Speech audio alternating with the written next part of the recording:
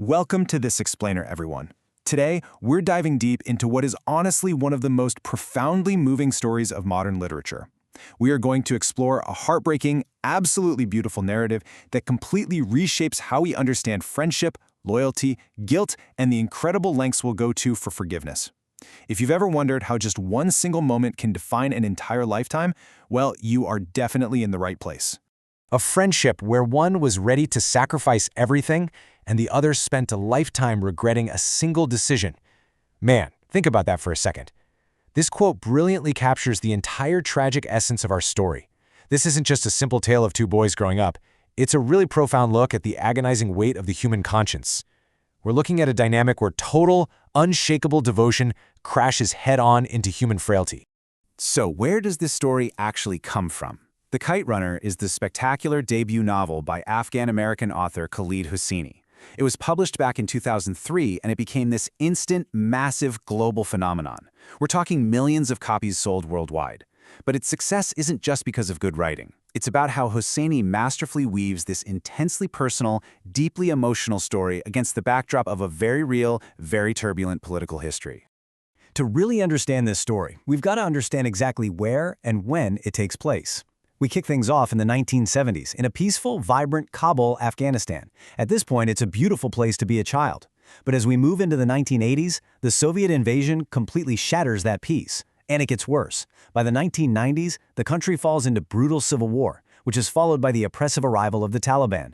You see, the setting here isn't just a backdrop. It acts almost like a mirror to our characters' lives. Because as their homeland is violently torn apart, so too are the bonds between our main characters. The main characters. On one side of our story, we have Amir. He's our narrator, an incredibly intelligent boy, but he is desperately, and I mean desperately, seeking his father's approval.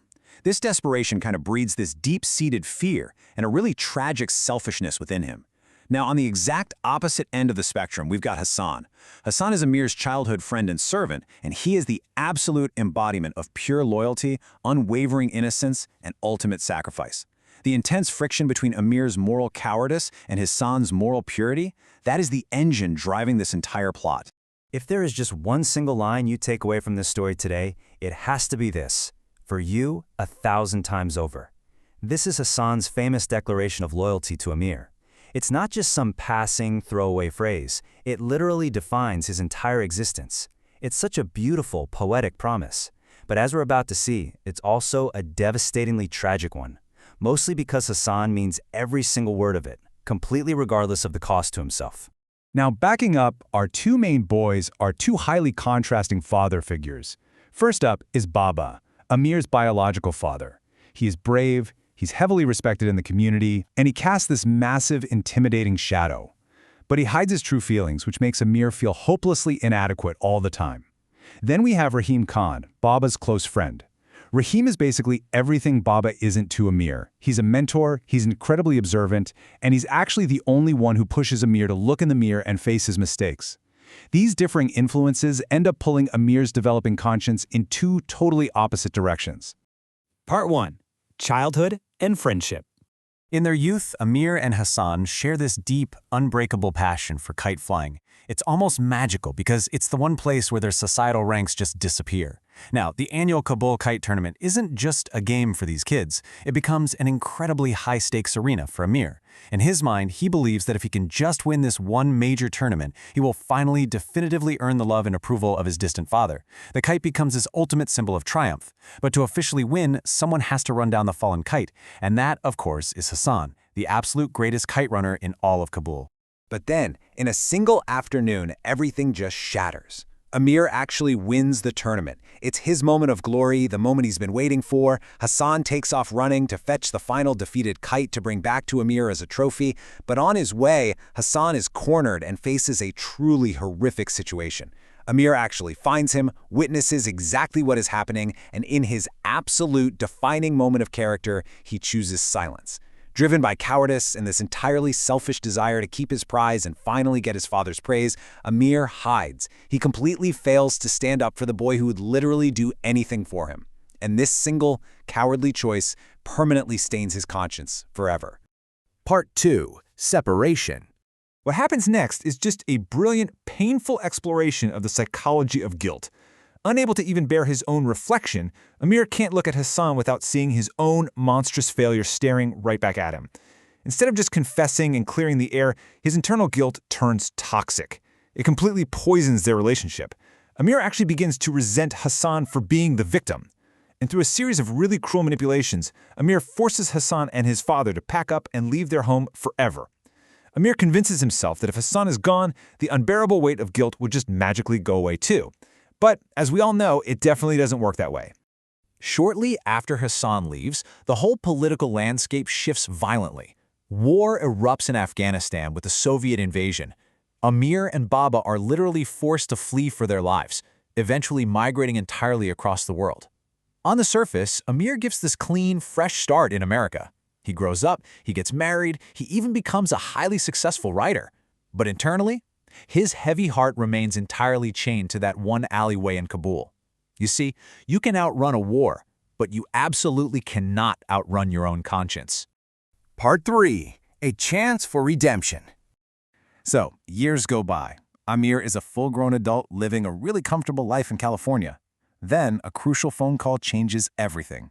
It's Rahim Khan, the mentor figure we talked about earlier. Rahim is calling from Pakistan, and he utters a phrase that completely shatters Amir's comfortable existence.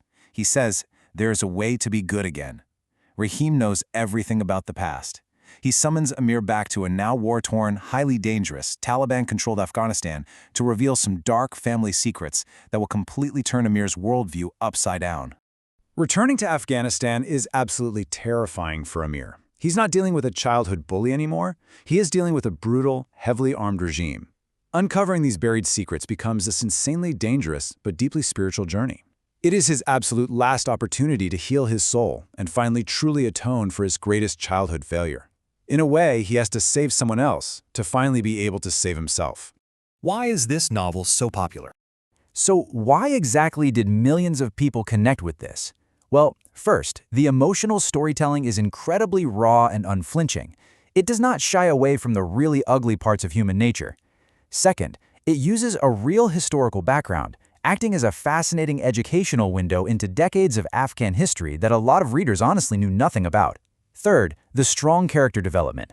I mean, Amir is deeply, frustratingly flawed, which makes him incredibly human. And finally, its powerful themes of guilt and hope culminate in a memorable ending that leaves readers thinking about their own lives long after they close the book. Themes and moral lessons. If you're looking for the core takeaway, the crucial point is this. One wrong decision can change a life, but facing your mistakes keeps hope alive. The novel never excuses Amir's cowardice. It shows exactly how a single act of selfishness can alter your destiny and completely ruin the lives of others.